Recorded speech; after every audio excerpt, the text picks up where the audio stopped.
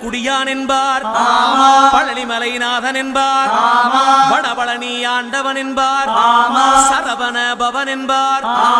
நிமலன் சுவாமி என்பார், தண்டாயுதபாணி என்பார், கலியுகவரதன் என்பார், வெற்றி வடிவேலன் என்பார், வீரவடி வேலன் என்பார், மரகத வண்ணன் என்பார், ஞானப்பலம் கேட்டவனா,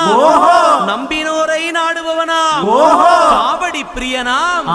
ராஜ அலங்காரம் கொண்டவனா, ஆண்டியாய் நின்றானா, ஆனால் செல்வத்தை எல்லாம் கொடுப்பானா,